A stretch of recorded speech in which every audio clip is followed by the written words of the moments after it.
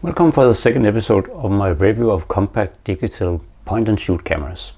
If you didn't see the first episode, you can click on the link up here. This time I'll be looking at this pretty odd device, the General Electric or just the GE DV1. So let's get on with it.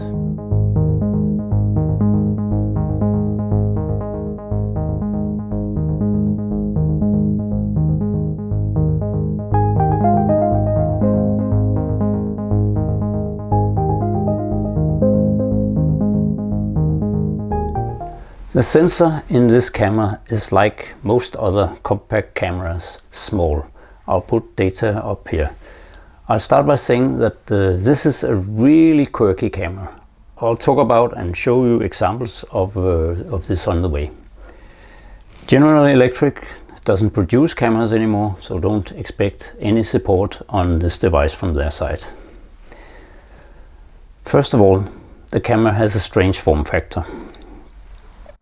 As you hold it, this camera this way, but once you've got used to it, it's not that bad. And if you are reviewing images on the LCD, you can turn it to landscape for a larger view of your images. Unlike the Olympus D735 we looked at in the last episode, this camera seems more video-centric, as it has only a 5 megapixel resolution, but shoots full HD, unlike the Olympus. The camera is smaller than my iPhone, but it's somewhat thicker and feels a bit heavy. It weighs in at 145 grams or 5.1 ounces. It boots up in just under 2 seconds and shows a lot of information on the small screen, but you have to enter the menus to change almost anything. Not that there's a lot to change. Two things can be changed directly.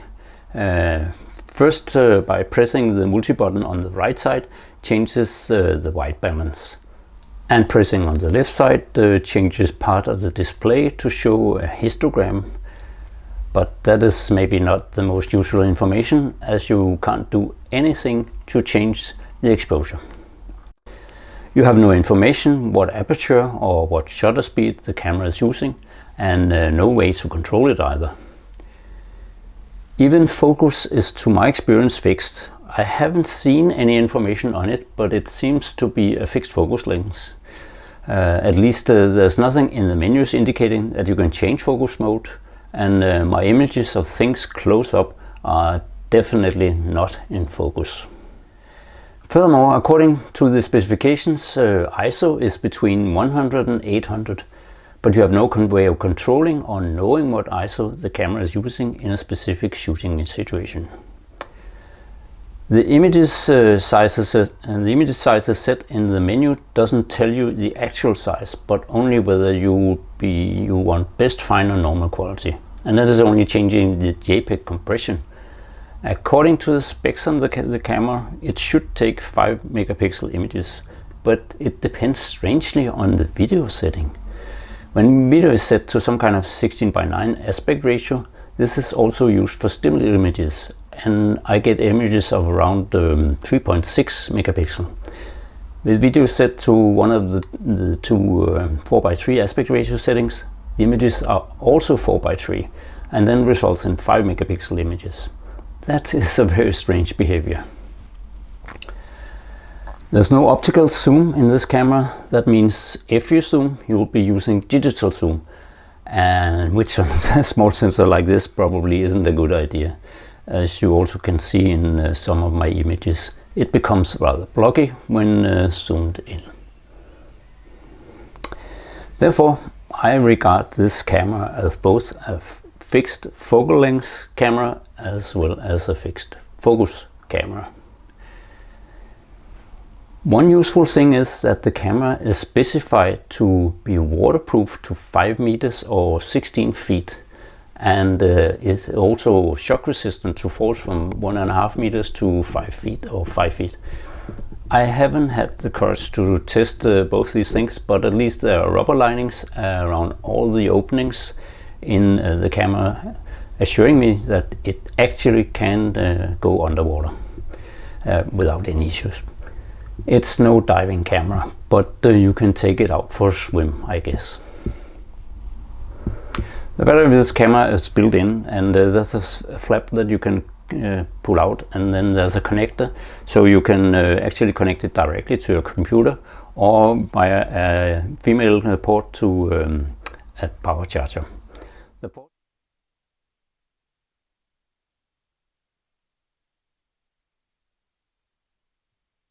due to the age of this camera, it only supports SD or SDHC, and other things would also be waste.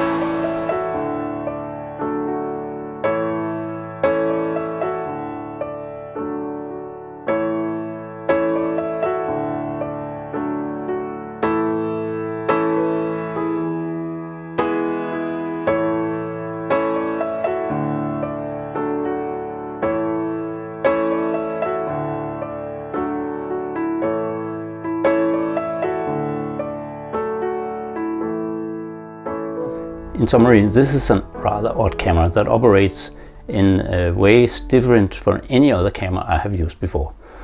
If you're looking to constrain yourself to become more creative, this might be just the right camera for you.